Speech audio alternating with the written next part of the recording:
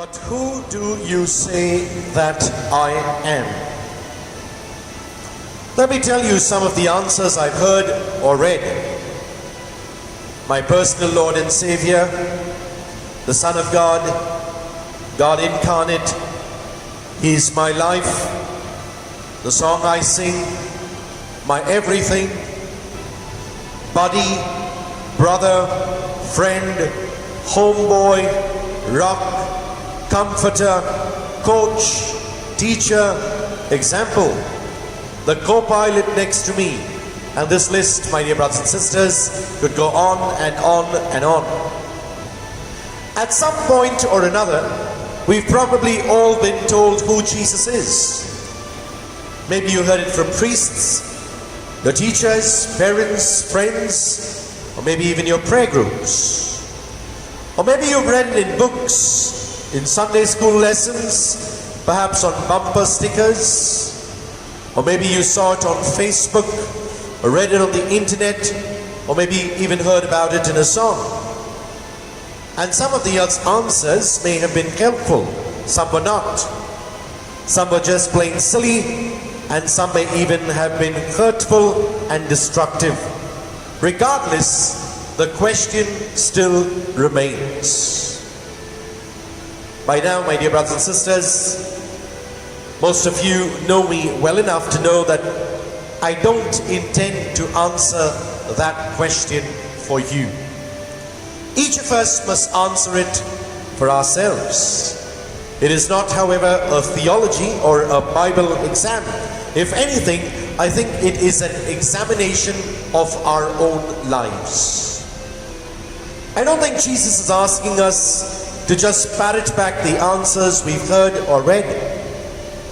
Maybe that's why He pushes the disciples to move from what they are hearing around them, John the Baptist, Elijah, Jeremiah, or one of the prophets, to what they are hearing within themselves. But who do you say that I am? And this is not an easy question, my dear brothers and sisters. I wonder if we sometimes too readily accept and settle for Sunday Jesus answers. You know, the easy, feel-good, sentimental ones. The problem is life isn't always easy. It always isn't feel-good or sentimental.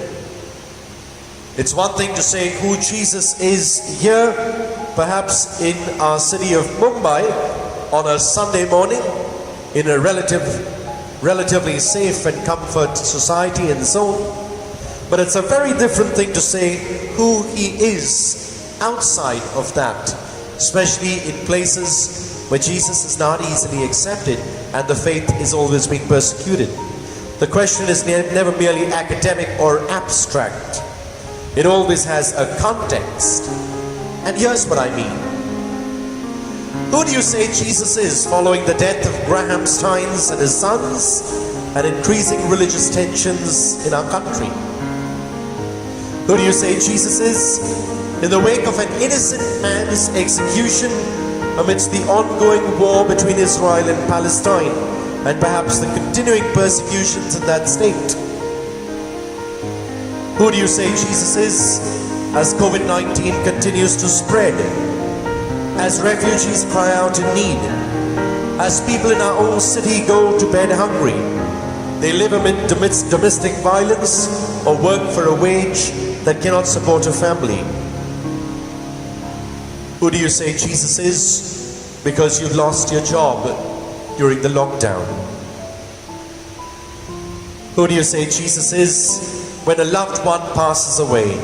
The doctor gives news we did not want to hear, or our life sometimes seems to be falling apart.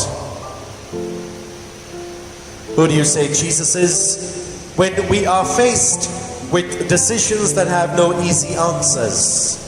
When the night is dark and the storms of life overwhelms us? When faithfulness means risking it all and taking a stand against a louder and seemingly more powerful majority?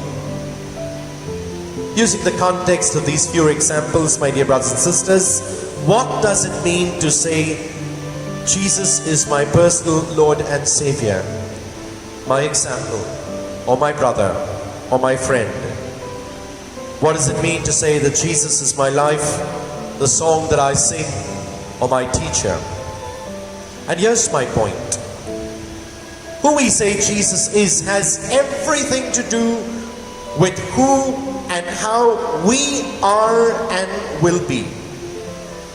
In some ways, our answers say as much or more about us than Jesus. It reveals how we live and what we stand for. It guides our decisions and it determines the actions we take and the words we speak.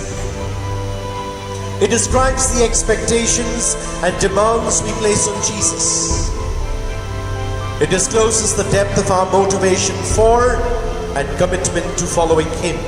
A motivation and commitment that will be challenged by perhaps the coming week's Gospels, in which Jesus invites us to take up our cross and to die with Him. So Jesus' question isn't so much about getting the right answer as it is about witnessing and testifying to God's life, love, and presence in our lives and in our world. It is less about our intellect and more about our heart. It is grounded in love more than understanding. And it moves us from simply knowing about Jesus to knowing Jesus. In some sense, my dear friends, there is no once and for all, finally and forever answer. We're always living into the question, who Jesus was when I was a child is so different from who He was when I was in my 30s and who He is for me today. Hopefully, who He is for me next year will be different from who He is for me today. It's not that Jesus has changed, but rather I have. We're constantly engaging His question, and in so doing, we not only discover Jesus anew, but I think in the process, we discover ourselves anew.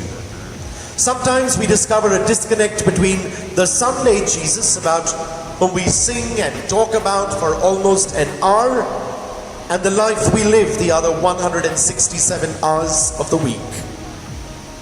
Our words and our actions don't align. There is no congruity or integrity.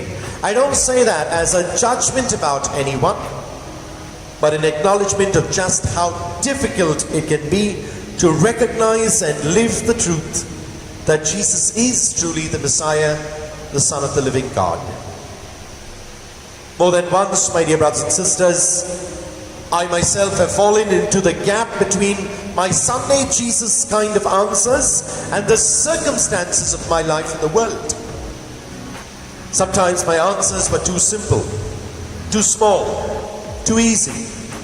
They were no match for the complexities of life and the pain of the world. Other times my life has not reflected what I said about who Jesus is. Sometimes I kept quiet when I should have spoken up. Other times I was passive when I should have done something. Whenever I've fallen into that gap, it was usually been because I was trying to play it safe. That almost never works. There is nothing safe, my dear friends, about the question that Jesus poses. Who do you say I am? How could there be? There is nothing safe about Jesus or the life to which He calls each one of us to.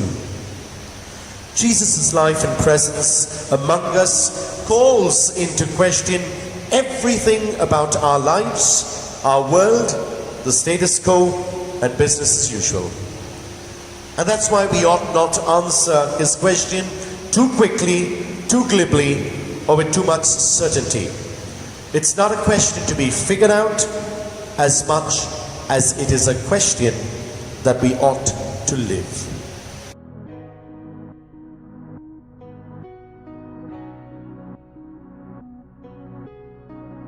God bless, and do have a Jesus-filled day.